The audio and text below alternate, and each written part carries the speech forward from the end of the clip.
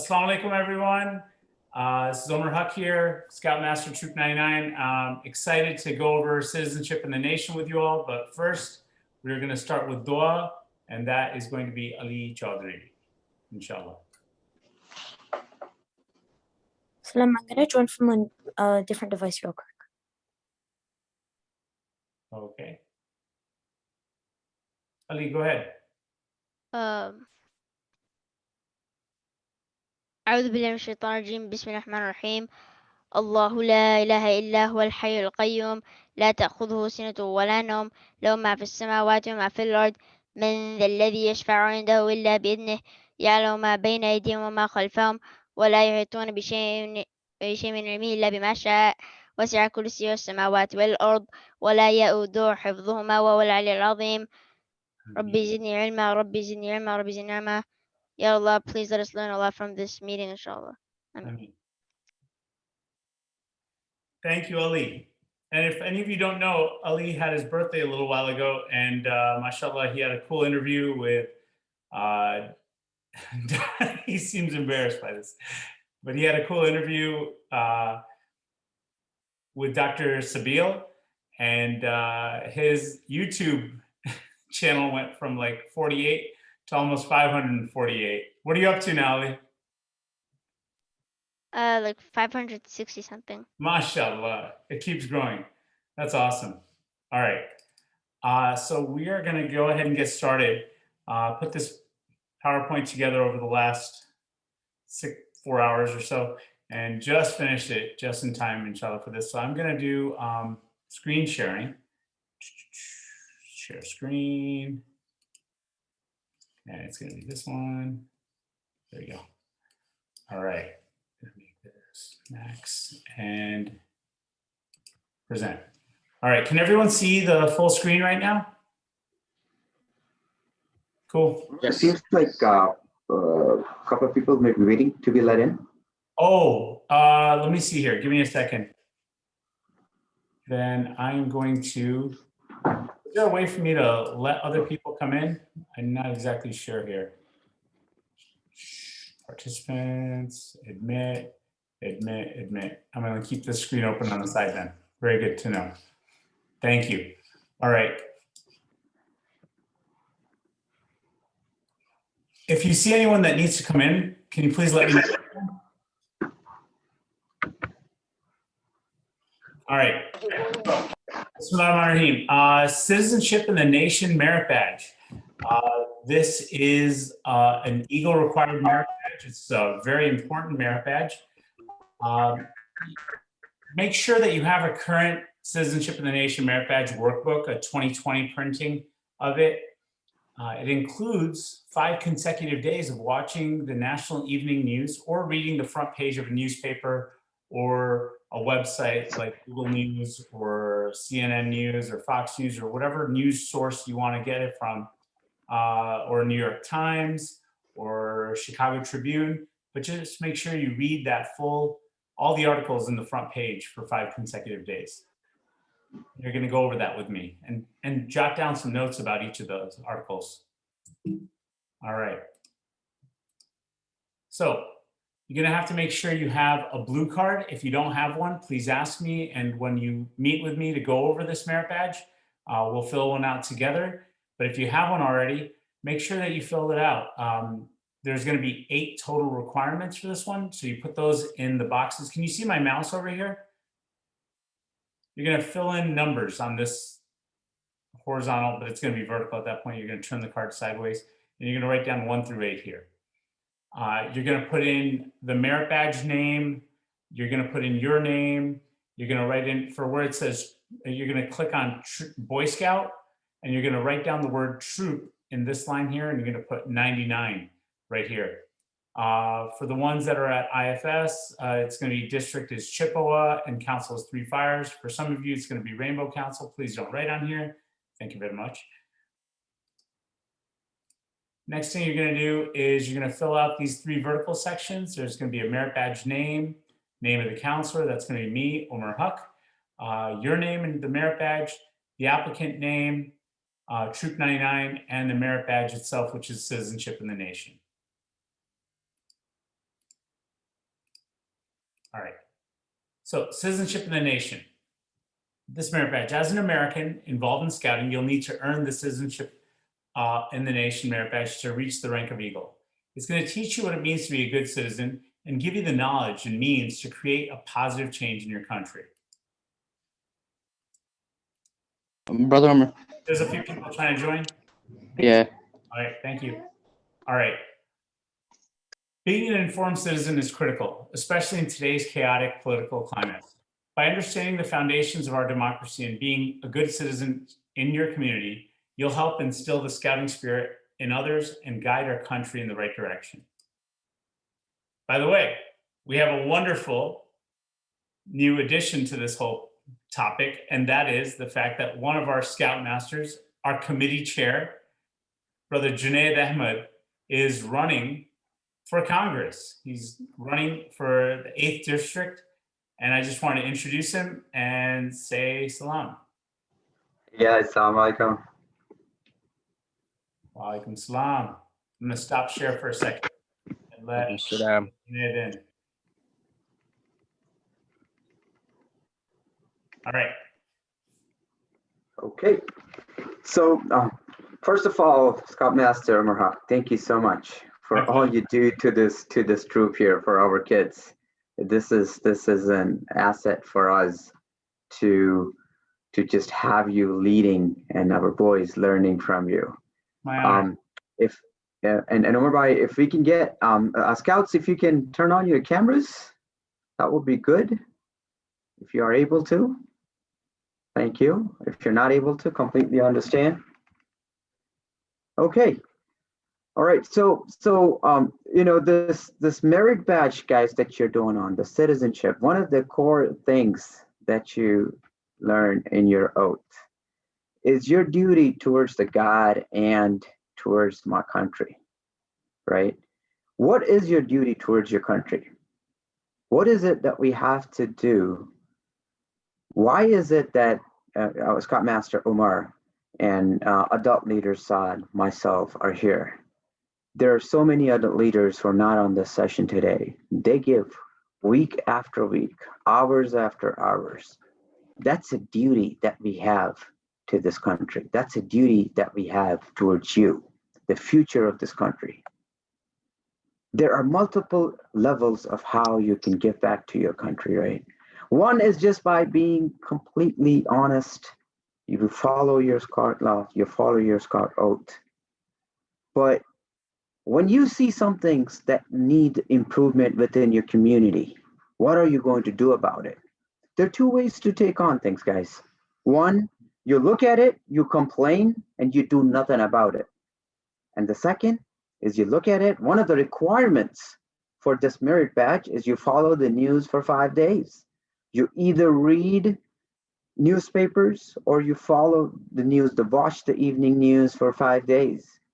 You stay informed. First and foremost, you need to understand what is going on around you before you can actually take any action. If you're not informed, there is nothing else that goes with it. Prophet Muhammad said, "Talabul ilmu faridatun ala kulli muslimina wal muslimat." Seeking of knowledge is wajib, incumbent upon each and every one of us.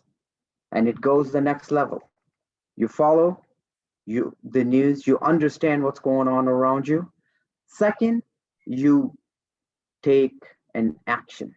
If it is good that is happening around you, you support it. If it is not so good, then you do what you can to change it. You stand up against whatever is not right. You guys are growing up. Very soon you'll be going to college, some of you. Some of you are going to be there in a few years. You should have college as a right that you need access to. As adults, we look at those things and we see that, oh, that is not a right. It's an uphill battle for some of us. You may be lucky that you don't have to go through that pain. But for some of us, you have to experience that pain, that you incur a lot of student debt going through that process. So what are we going to do about it?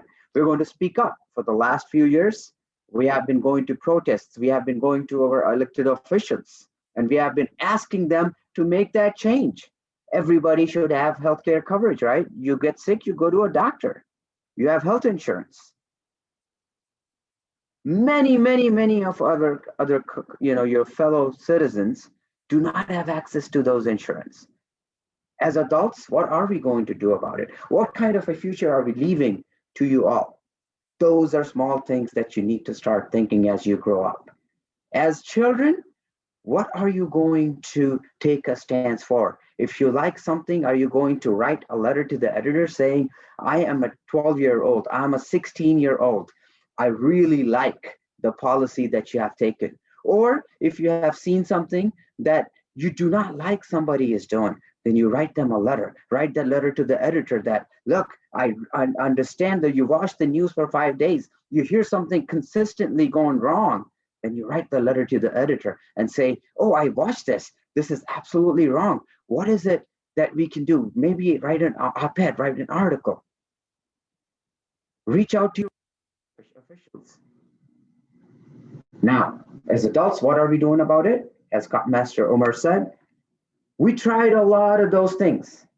And when some of those things did not work, as a group, we came together, we discussed a lot of things, and we said the best way to make a change is to be part of the process. And that part of the process is what we have taken. We are running for office to make things better here for our district, our area, and make things better for people across this beautiful, amazing country. My dear Scouts, as you build your skills, as you have the time from so many adult leaders here, what I ask you to do is stay informed. When you see something good, say it. You see something not so good, say it and try to stop it. And that's what our dean teaches. That's what America stands for. Let's do what is right. Thank you, Brother Umar. Thank you so much, Brother Junaid. That was awesome. I can't tell you how excited I am to see Brother Junaid take this massive initiative and honestly move the Muslim population as well as our own representation to the next level. And I'm excited and I'm honored to be part of that journey with Brother Junaid. I'm just so excited to see the potential that we have. I'm also excited to see the potential for opportunities for all the Scouts to become volunteers as well. And I'm looking forward to that. But let's continue. This is going to be an amazing opportunity. And what Brother Junaid talked about in regards to writing letters, that's actually one of the requirements for number 8, and we'll get to it in a little bit. But that requirement requires Scouts to write a letter to their congressman. And you're going to, what Brother Junaid said is spot on and exciting because it is exactly what we all need. But let's get to the first requirement. Explain what citizenship in the nation means and what it takes to be a good citizen of this country. Discuss the rights, duties, and obligations of a responsible and active American citizen. So what does it mean? What is citizenship in the nation? Citizenship gives individuals the rights, duties, and legal responsibilities associated with belonging to a nation. If you are a citizen of the United States, you are afforded certain privileges like protection under our government and the ability to vote once you reach the age of 18. There are 4 primary ways that a person can gain United States citizenship. Number 1, being born on US soil. Number 2, being born of parents who are US citizens. Applying for US citizenship and completing a lengthy immigration process. This process is called becoming a naturalized citizen. And number 4, through the completed naturalization of parents. If a child is under 18 at the time, they're automatically naturalized as well. It's actually how I was naturalized as a citizen. I came to America in 1980 when I was 4 years old. You can age me now. But my parents got naturalized and I was a young kid when they got naturalized, so I automatically got naturalized as well. So, what is citizenship in the nation? This citizenship, let's continue on, sorry. American citizenship is not available for everyone and is one of the most sought after forms of citizenship in the world. Around 680,000 immigrants are naturalized each year out of a pool of over 6 million applicants. Only around 10% of people that try to become US citizens actually do. And what does it take to be a good citizen? At a minimum, a good citizen is one who follows all the nation's laws and gives back to their country by paying taxes. As a constructive member of society, you'll help to fuel our government's activities and make your community a better place to live in. Within the US, another measure of a good citizen is their participation in our democracy. By following the news, making an effort to understand our national issues, you'll become informed and make more educated decisions when voting. In turn, this will help you weed out the corruption and form a more honest government. What Junaid Bhai just told us about a few moments ago, right? Looking out for things that are going wrong, weeding out corruption. This is something that Scouts is even saying. This is something that our nation's history says. This is something that's in our Constitution. It's in our Bill of Rights. You will see this clearly today. So what does it take to be a good citizen? Voting in elections is just one of the duties of an active US citizen. Every citizen has a non-negotiable expectation that are placed on them at birth or when they become naturalized. And so some of your rights as a citizen, once you become 18, you have the right to vote. Before that, you have a right to be part of the electoral process as well, by handing out brochures, by knocking on doors, by making calls. You have the right to the freedom of speech, the freedom of religion, freedom of expression, the right to a quick, fair trial by jury, the freedom to apply for employment and work within this country, the ability to run for a political office, the right to life, liberty, and the pursuit of happiness. You hear that in so many of the speeches in every electoral process. You hear it from presidential candidates to congressional candidates to senatorial candidates. So you will hear this, a lot of these words, but they are inundated within our rights as an American. The rights of a good citizen, the Bill of Rights outlines many of your basic freedoms and rights as an American citizen. And we are going to go in depth into the Bill of Rights today. The duties. So there's a few things. There's obligations, there's duties, and there's rights, correct? And you'll see that in your workbook. By the way, one of the things I'm hoping that a lot of you guys do is that you're filling these workbooks out either in advance or during these seminars. I always try to post these onto YouTube within 24 hours after doing them. So you can always go back and refresh. And the slides have everything in them that you need, really. Okay, so I need you to write them down and go over it with me at the end. Some people will be waiting to be let in again, sorry. Okay, no problem. Thank you for telling me. Let's see here. Give me one moment here. Participants. Okay, admit and admit. Okay, great. I see Bashir and I got joined. Excellent. All right. So duties of a good citizen. Remember we talked about duties, obligations, and rights. Duties of a good citizen. Being good to your fellow citizens. Try to follow the Scout oath and Scout law at all times. Stay informed. Make an effort to participate in our democracy. Trying to be active in your community. Respect everyone's rights to voice their own opinions, even if those opinions differ from your own. We have that right here.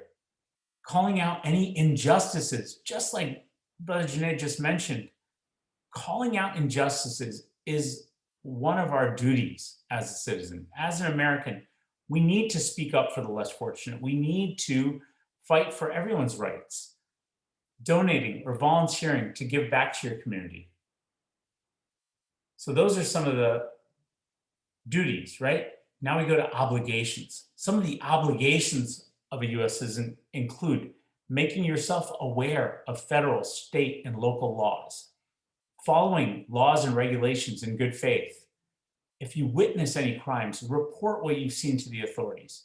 Attend jury duty if you're called upon. Paying all your taxes honestly and in a timely manner.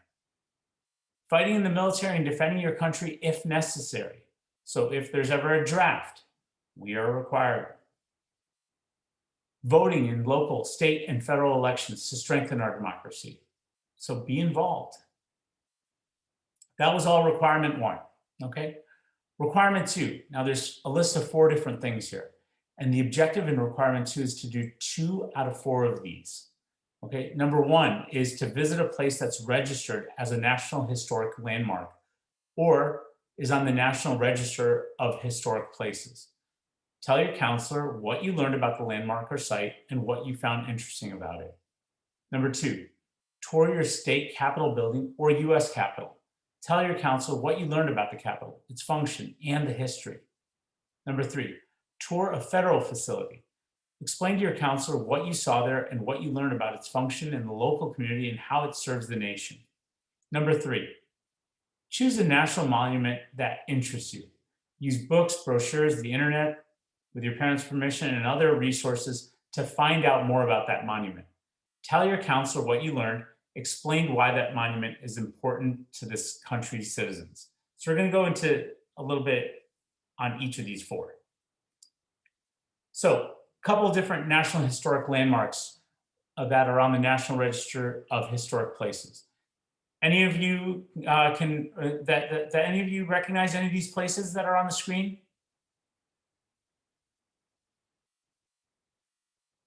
Scouts? I think the middle right one, I think that the one, yeah, the one above the baseball field. Yep. What's the I can't tell if that's a museum or not. I think it's a museum. One of them is, there's actually 2 museums here.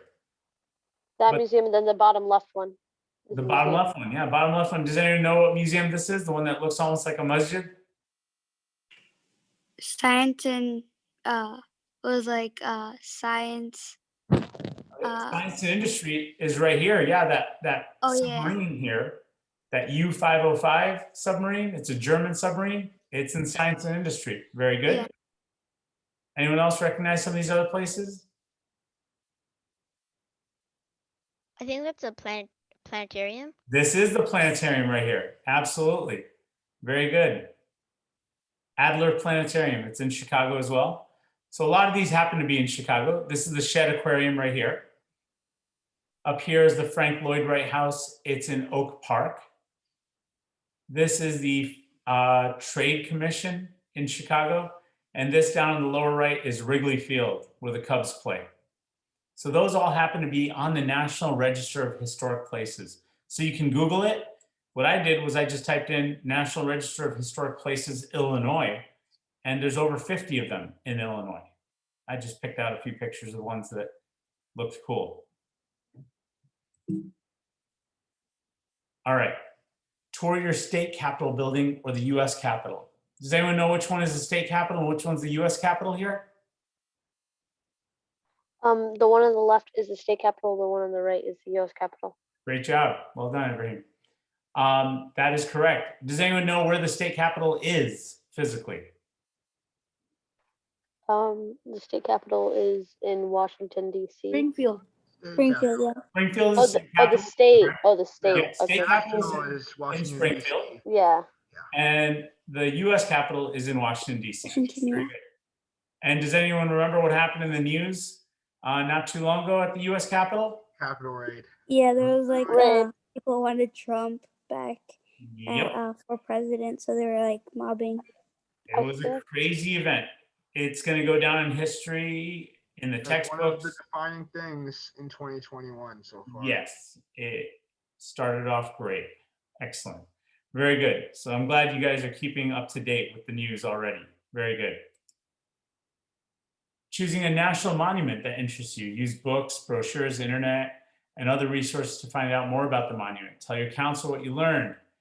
So anyone recognize these places at all? I do. Could I say the middle one? Yep. So that's the Washington Monument, the tall Very good. obelisk, and that little pond thing right where the picture is being taken is actually the Lincoln Memorial. Very cool. So this picture is being taken from the Lincoln Memorial Yeah, outward And towards the. at the Washington Memorial, like Very cool. facing the Washington Memorial. Very cool. That is spot on. Anyone recognize the two other places here? One of them is Mount Rushmore. Very good. On the left. Excellent. That is And then, Liberty. yeah, Statue of Liberty. Statue of Liberty on the right. Excellent. Very good. I didn't have to tell you any of these three. That's wonderful. So if I were to ask you about, let's say, the Statue of Liberty, what you do is you do some research and you'd find out that the date of the Statue of Liberty was established as a national monument on October 15th, 1924, almost 100 years ago, right? Its location is between New York and New Jersey. It's approximately 151 feet tall.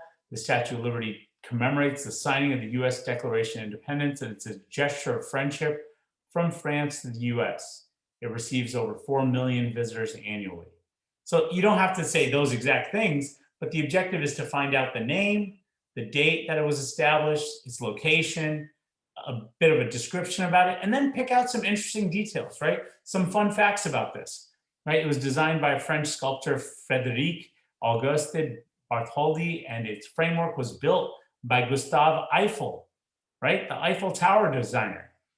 Number two, the Statue of Liberty was dedicated officially on October 28th, 1886, and it was renovated and rededicated from 1982 to 2000.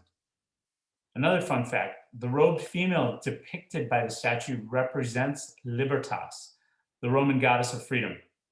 Number four is that you're able to visit the crown and pedestal of the Statue of Liberty, but its availability is limited and must be reserved beforehand.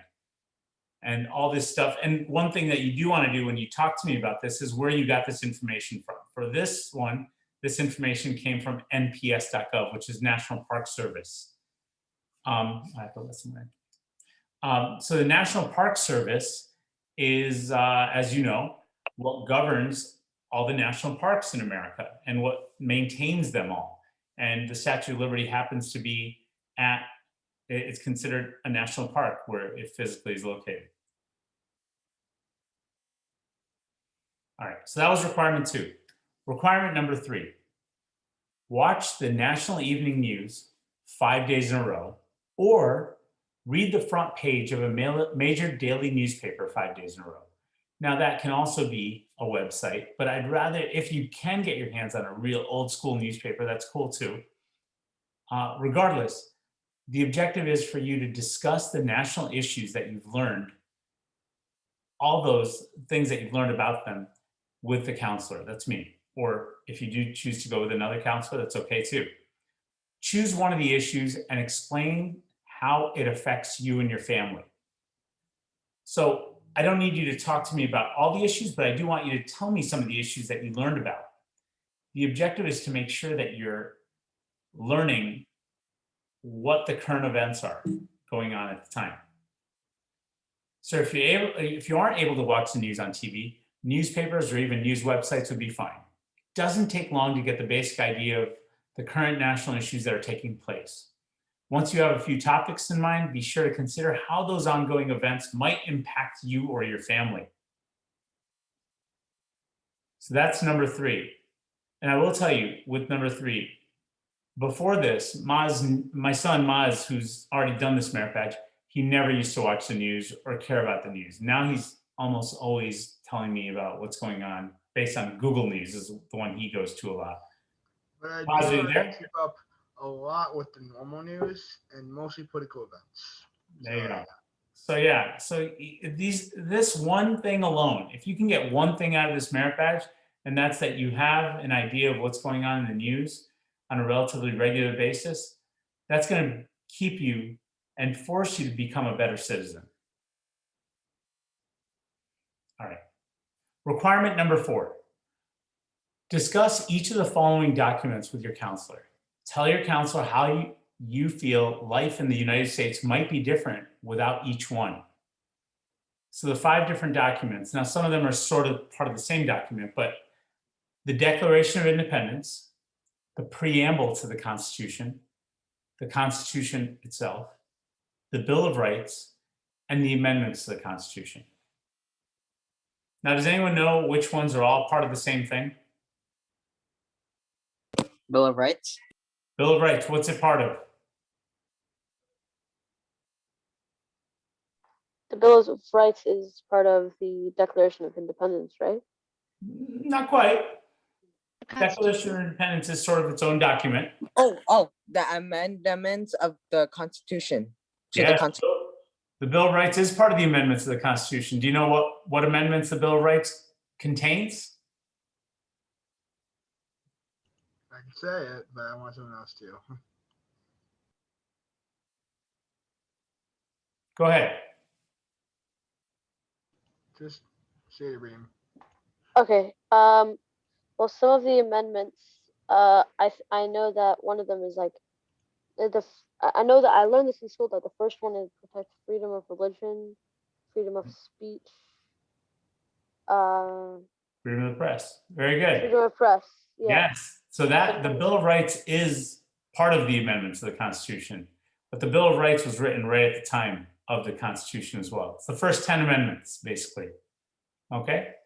So let's get into this. The Declaration of Independence. It was a formal statement drafted by our nation's founding fathers that asserted the separation of American colonies from the rule of the English crown. From this document, ratified on the 4th of July, 1776, we established ourselves as an independent sovereign nation governed by the people for the people.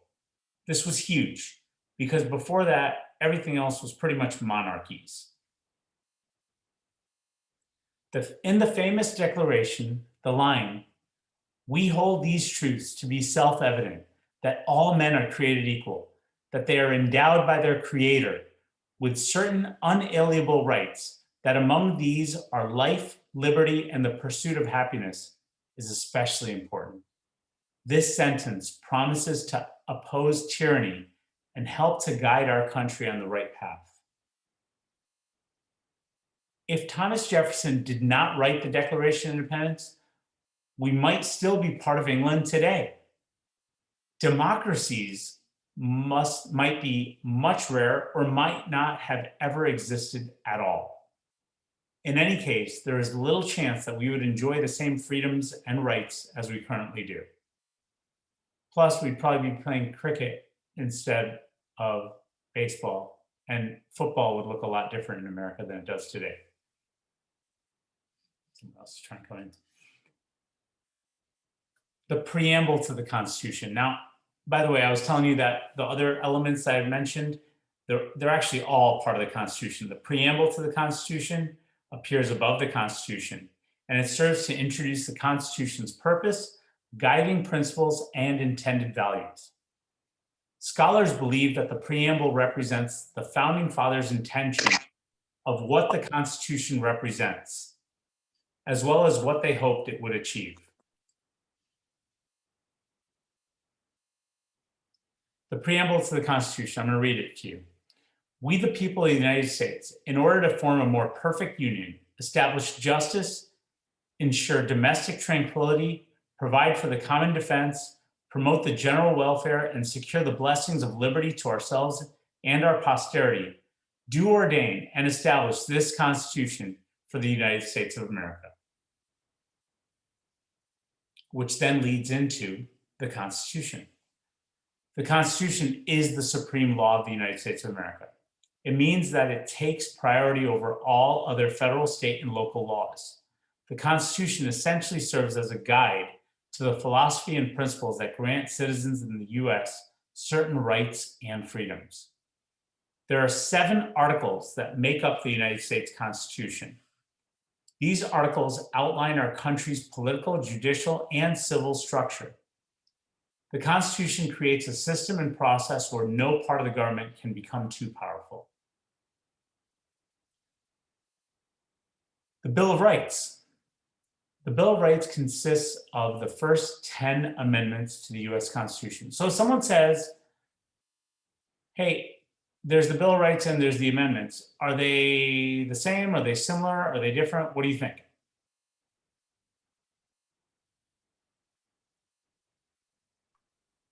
The amendments are basically the Bill of Rights, like the first, like it says right there, the first 10 amendments are the Bill of Rights. That's correct. So they are the same, but they are also similar. Correct. Well said. So yeah, the Bill of Rights are the first 10 amendments. Those amendments guarantee the personal rights of US citizens and limit the amount of government, limit the abuse of government power. The first 10 amendments making up the Bill of Rights are: 1, freedom of religion, speech, and the press. The right to keep and bear firearms. Freedom to refuse housing soldiers in your home. I'm just going to mute this one over here. Sorry. All right. Freedom to refuse housing soldiers in your home. Does anyone know what that means? Refuse housing soldiers in your home. When would that ever happen? If another country or another, basically if any other country or anyone, if we're in a war, inshallah doesn't happen. Yeah. And soldiers hey, we need to stay at your home for a bunker or something. Yeah. You can refuse to let them in. You don't have to let them in. Correct. And there's also some historical significance to that as well. What's the historical significance? Back when, after the Boston Tea Party happened and the Parliament of Great Britain released the Intolerable Acts, or the Coercive Acts, one of the rules was that soldiers of the British soldiers could stay in the houses of colonists without any refuse or rules against them. That's basically correct. It was another punishment on top of 3 others that I won't spoil. How this happened in the Civil War? In the Civil War as well? I don't remember in the Civil Oh, War, Not but sure I know about the that Civil War, but I know for sure it happened during the Revolutionary War period. definitely because that's what inspired this amendment. Yes. Could I say something about the Bill of Rights though? Of course. So the thing about the Constitution, the Bill of Rights, and all of that, we haven't changed anything since it was written. So there are some rules that are in place, laws that are in place that don't make sense, and they don't fit to today's standards, and they're not they're not good for this time. Back then, to have firearms, that's for protection. That's for if that's back when Britain could still come back. That's back when you could literally be attacked by other people without protection, really. Correct. But now you have the police. And you don't really have a reason to have firearms except for maybe if you're going to go hunting. But I'm You're pretty right, sure that's Ibrahim, and that's not a outlawed. point of contention among many political parties right now. And that's actually a very good point. But I will tell you that there are some amendments that have changed over the years, and we're going to get into that in a few minutes. But that's a good point that you bring up, and that's where you can become politically involved. If you do truly believe that it's not a consideration anymore to keep and bear firearms, you have that right to argue against it. But at the same time, none of the Bill of Rights has been changed yet. And so that would be a tough one to change. But it is something that is a thing that you're allowed to argue against. Absolutely. Let me go back, sorry. Number 3, we already talked about the refusing housing soldiers in your home. Number 4, protection from search and confiscation of property without a warrant. So if you ever watch any of those police shows or anything, you always see the police officer come in and say, hey, we have a warrant to search. And so the person in the household can't say anything at that point, and they got to let them in and search through the house. Number 5, protection from self-incrimination, being tried twice for the same crime. and a guarantee to a fair trial by jury. An individual will also not be deprived of life, liberty, or property without due legal process, and will be compensated for any unjust losses they might suffer. Number 6, the right to a jury, lawyer, and a speedy trial. Number 7, guarantees the right to a jury trial in civil cases, prevents courts from overturning the prior verdict. Number 8, prohibits cruel and unusual punishments, as well as excessive fines or bail costs. Number 9, if some rights are not mentioned in the Constitution, they cannot take away from rights held by the people. And number 10, powers not defined in the Constitution are delegated to the states or the people. So if something is not really clearly defined in the Constitution, that becomes a state matter at that point. Or if it doesn't go there, it goes to the people at that point. While the Constitution serves as a blueprint for the US government, the Bill of Rights secures the liberties of its citizens. Without the Bill of Rights, the government might exert too much power over its citizens and infringe on their freedoms. By immediately adding these amendments to the Constitution, our founding fathers helped to preserve the rights of the people for generations to come. Continue with the amendments. Number 11, the judicial power of the United States shall not be construed to extend to any suit in law or equity commenced or prosecuted against one of the United States by citizens of another state, or by citizens or subjects of any foreign state. So that basically means that the courts of the United States, they got the power, and states nearby, citizens of foreign states, they can't really mess with that. Amendment 12, this amendment deals with the election of the president and the vice president. It's a long one.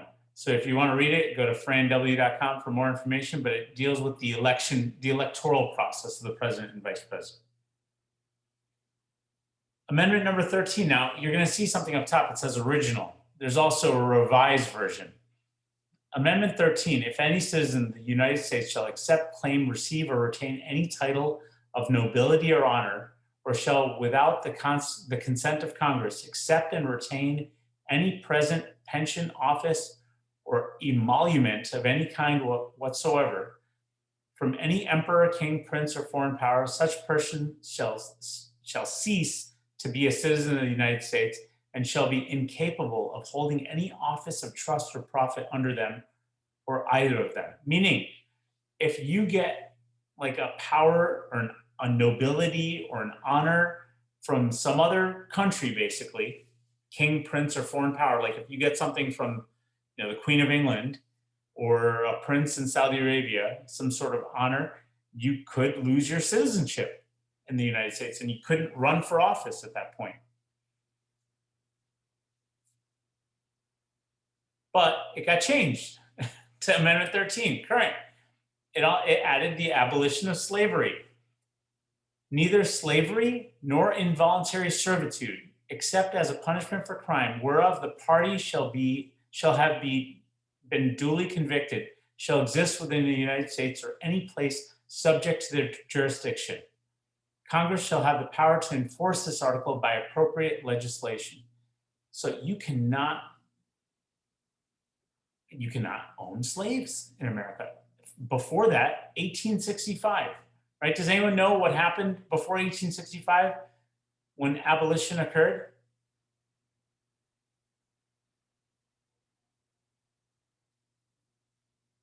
Anyone? Anyone? Civil War, right? Before the Civil War, there was slavery, right? North versus the South, right? Mason-Dixon line.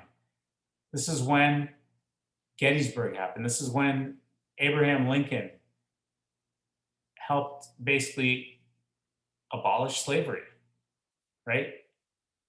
It was a huge time in American history, and this is when the 13th Amendment came forth and was changed. 14th Amendment. This amendment deals with citizenship rights, equal protection, apportionment, and the Civil War debt. It is broken up into 5 sections. Go ahead and check it out if you want to, but it's a long one as well. It's got 5 sections to it. And, you know, after the Civil War, there was a lot that had to happen to help rebuild this country.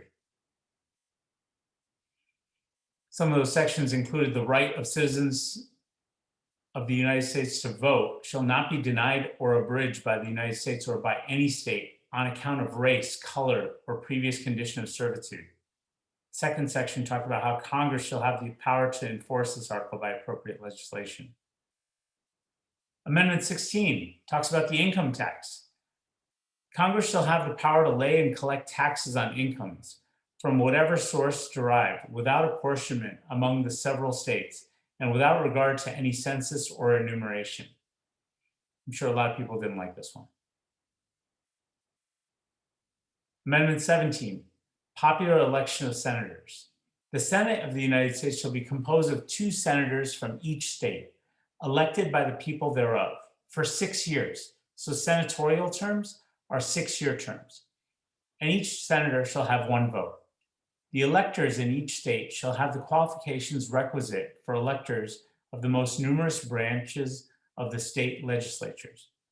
When vacancies happen in the representation of any state in the Senate, the executive authority of such state shall issue writs of election to fill such vacancies. Meaning if someone's missing, the state will put someone else in there. Provided that the legislature of any state may empower the executive thereof to make temporary appointments until the people fill the vacancies by election, as the legislature may direct. This amendment shall not be so construed as to affect the election or term of any senator chosen before it becomes valid as part of the Constitution. Amendment 18, now this one, very interesting, right? Sounds a little bit like Sharia. Prohibition of liquor. Section 1, after 1 year of the ratification of this article, the manufacture, sale, or transportation of intoxicated liquors within, the importation thereof into, or the exportation thereof from the United States and all territories subjected to the jurisdiction for beverage purposes is hereby prohibited. Section 2, the Congress will be able to enforce this by appropriate legislation.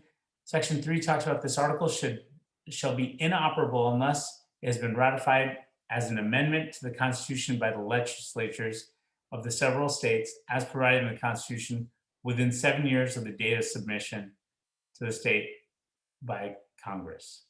So remember, Amendment 18, prohibition of liquor. Something happens, it changes. Amendment 19, women's right to vote. The rights of citizens of the United States to vote shall not be denied or abridged by the United States or by any state on account of sex.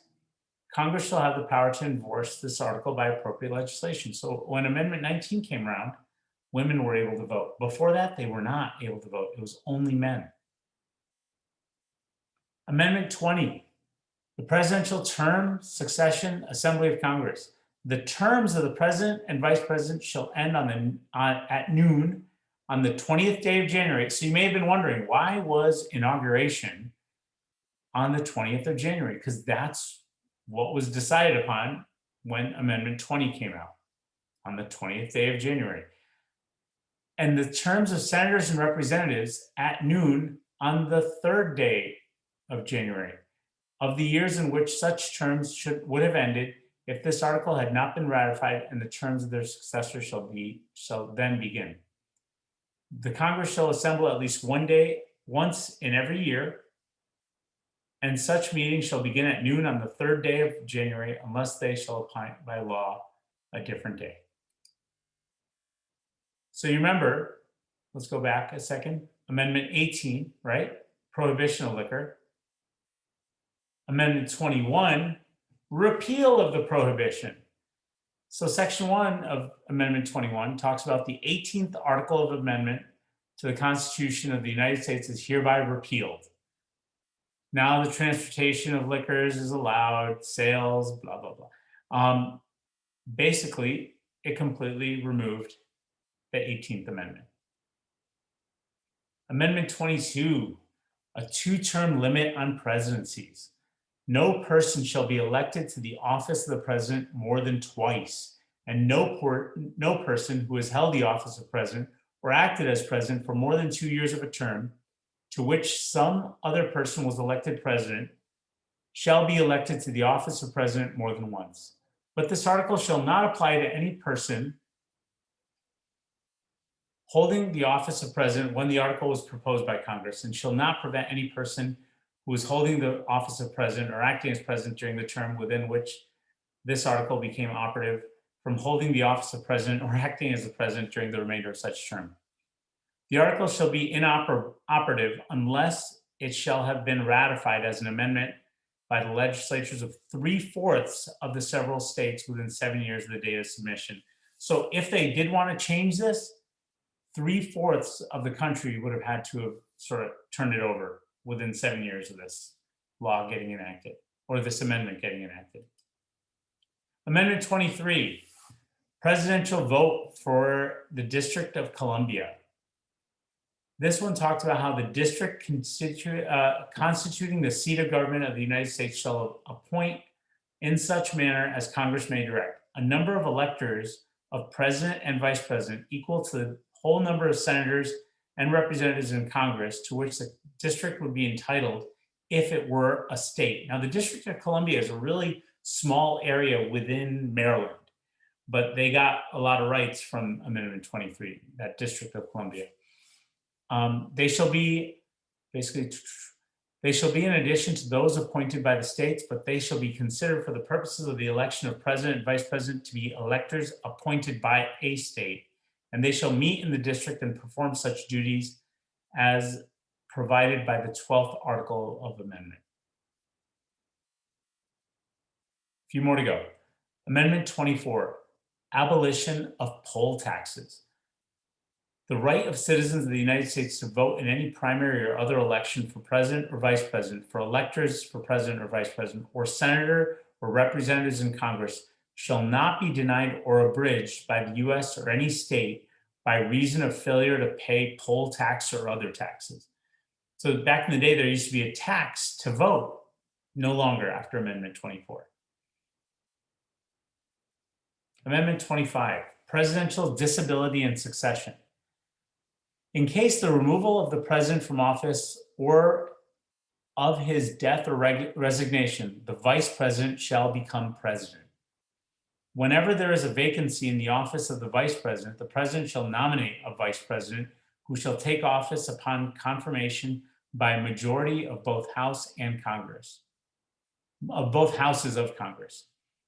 Whenever the president transmits to the president pro tempore of the Senate and the Speaker of the House his written declaration is that he is unable to discharge the powers, duties of his office until he transmits them in a written declaration to the contrary.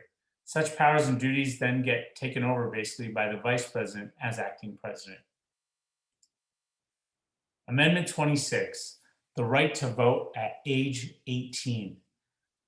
The right of citizens of the United States who are 18 years of age or older to vote shall not be denied or abridged by the United States or by any state on account of age. So 18-year-olds, some of you that are getting there, some of you that are already there, you get to vote. Before that, you can still be involved, you just can't vote.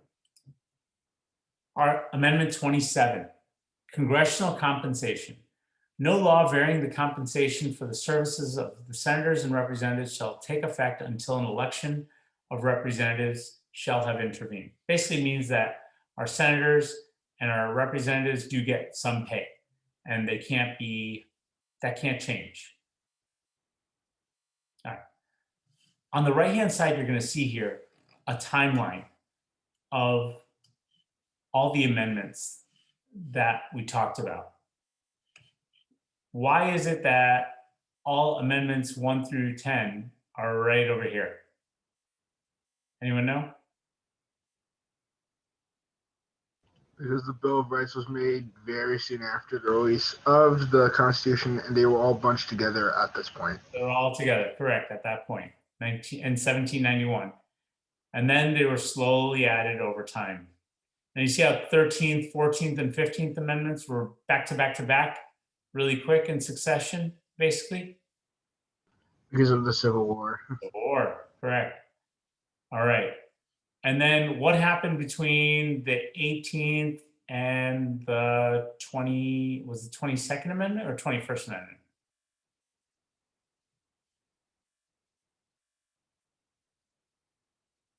Anyone? Well, so 20th, one is for women's suffrage and one is for, if we remember. Abolition was 21. Okay, so abolition was 21, so. 18 was abolition, 21 was right. reversal of that.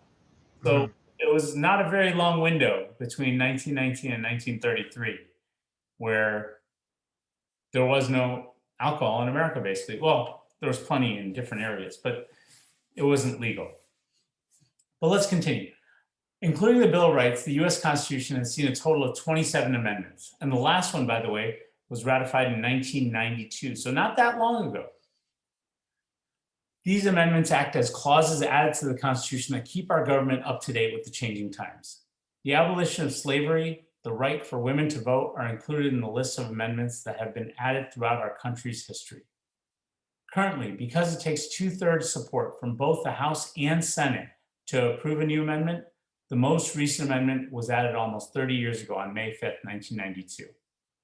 Without amending the US Constitution, we wouldn't have been able to make changes to our laws and become a more tolerant nation. Amendments are a great way to make positive changes over time, but require unity and cooperation within our government. Requirement 5, list the 6 functions of government as noted in the preamble to the Constitution. Discuss with your counselor how these functions affect your family and local community. To refresh your memory on what we covered earlier, the preamble of the Constitution introduces the Constitution's purpose, guiding principles, and values. The 6 functions of the government, as noted in the preamble, are as follows. Number 1, we the people, in order to form a more perfect union, that's really the main function here, form a more perfect union, as a nation, we're open to continual improvement. We'll continue to make amendments to our Constitution in order to improve the unity of our country and the lives of its people. Number 2, establish justice. We will handle disagreements in a fair and just manner. Our laws will be in the interests of all citizens. Number 3, ensure domestic tranquility. We'll make the United States a safe country to live within. Citizens will be protected and have no need to fear for their lives. And this goes in line with what Ibrahim was talking about earlier. Number 4, provide for the common defense. Our nation will uphold a strong military to defend against foreign attacks. There will be no need to fear the possibility of an invading nation. Number 5, promote the general welfare. The United States will use its resources to improve the standard of living for all of its citizens. Number 6, secure the blessings of liberty to ourselves and our posterity. To ordain and establish this Constitution for the United States of America. These rights and freedoms will be secured not only in the present, but also for your children and future generations as well. Requirement number 6. With your counselor's approval, choose a speech of national historical importance. Find out about the author. Tell your counselor about the person who gave the speech. Explain the importance of the speech at the time it was given, and tell how it applies to American citizens today. Choose a sentence or two from the speech that has given a significant meaning to you, and tell your counselor why. Anyone know any really famous speeches in American history? I Have a Dream from Martin Luther King.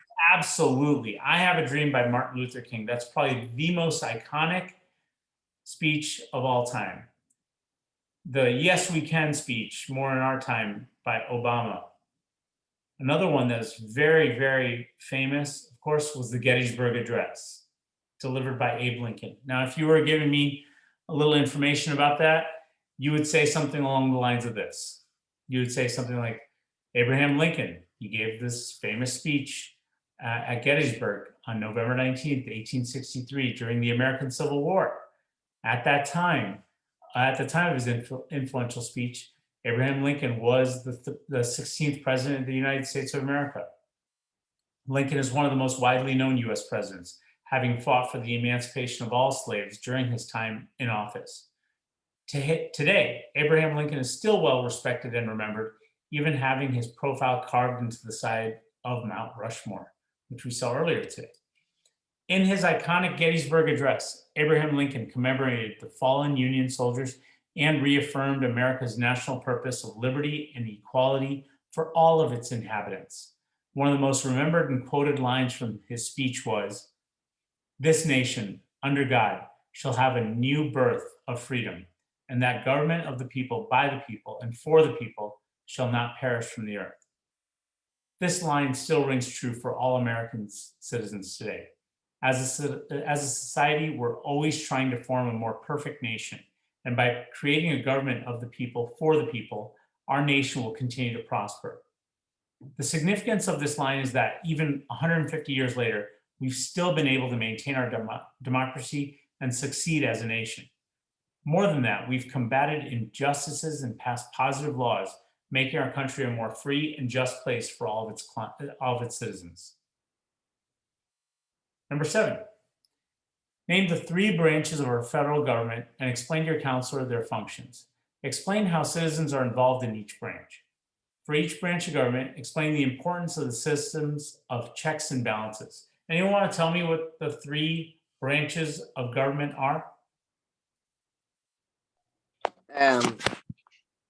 Executive branches, branch, Executive. Then there's I was actually gonna say executive, but legislative branch, Executive branch, legislative branch, very good. legislative branch. Oh. judicial, Starts with a J, yes? Judiciary branch. Yeah, judicial or judiciary, yeah, very good. Those are the 3 branches. Good job, guys. Bashir and Ibrahim, well done. All right, let's go into each of these. So those 3 branches, as we just heard, the legislative, executive, and judicial branches. Our federal government is divided into 3 separate divisions, right? We just said them earlier, legislative, judicial, executive branches. This separation is called a system of checks and balances and is done to limit the power of any one group. The legislative branch of government is in charge of creating our nation's laws.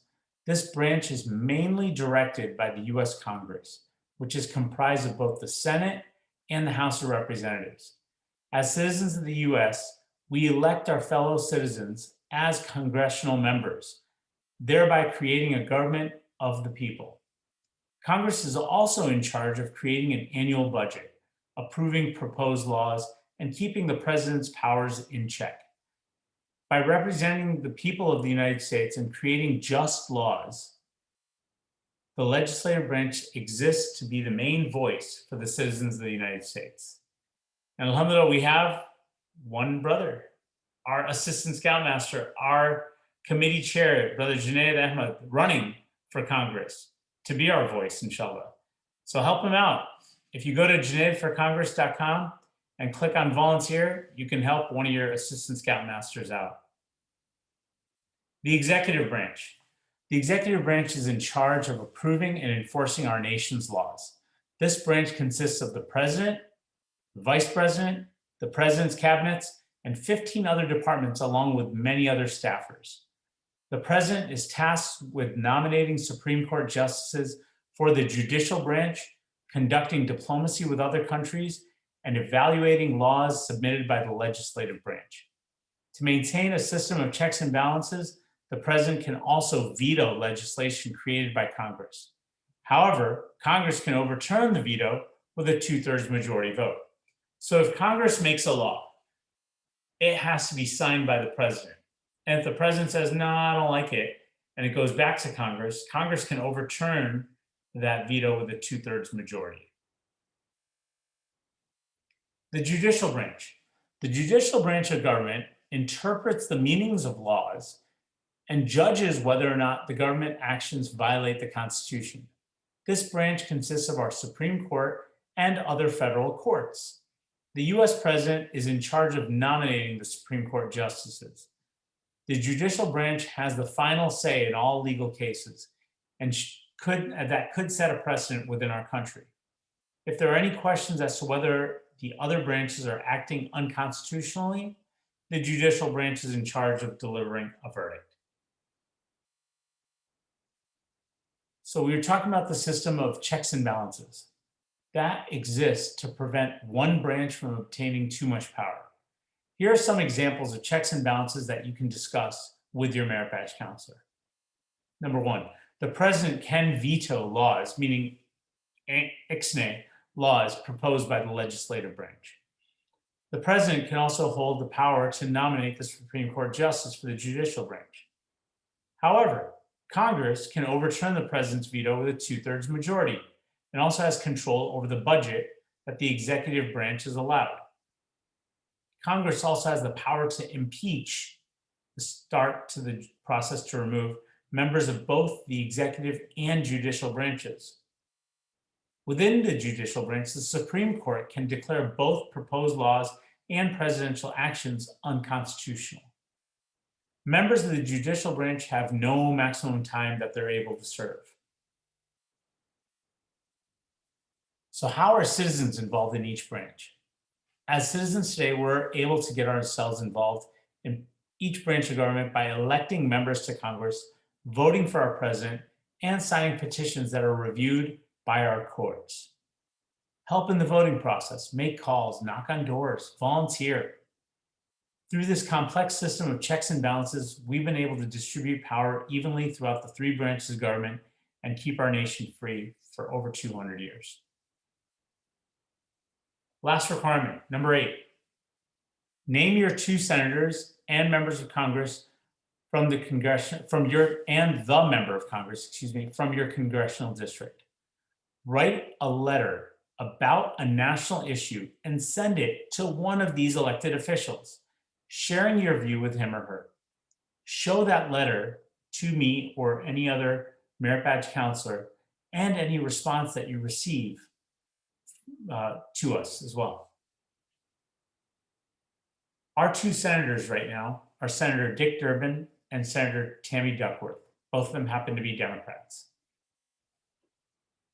A lot of us met Dick Durbin when he came to Islamic Foundation.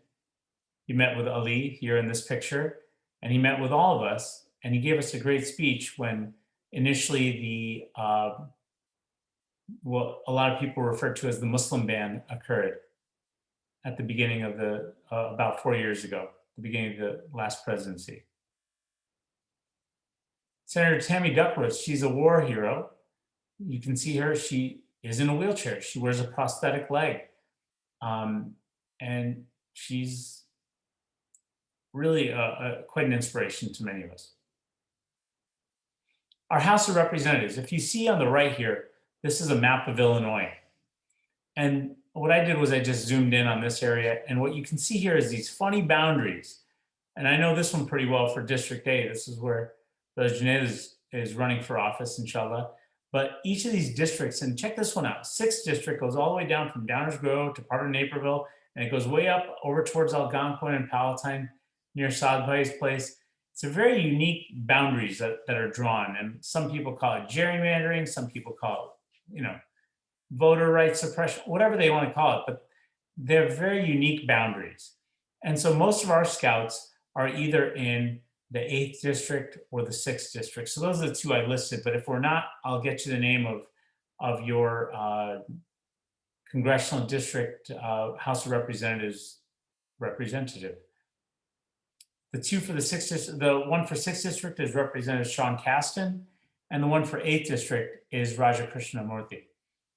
And Brother Junaid is running against Representative Raja.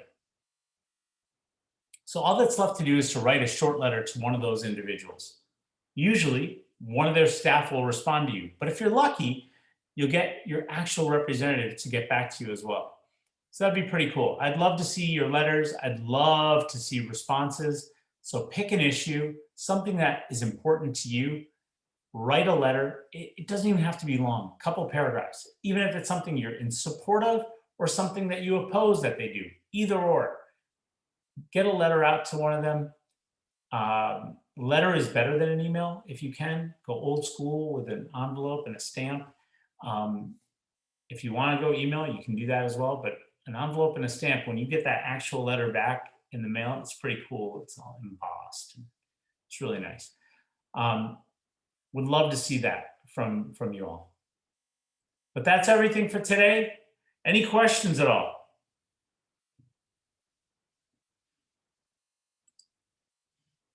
Scouts? No questions? All right, we're gonna have Ali or Umar give us our closing dua.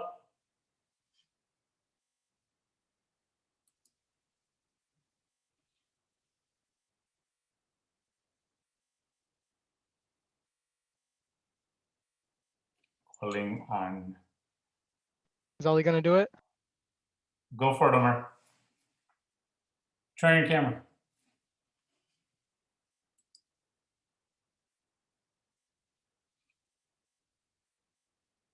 Ali.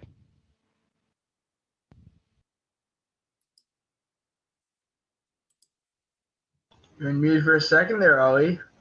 Are you Hello? still into it? Can you guys hear me? Yeah, I can hear you. Okay.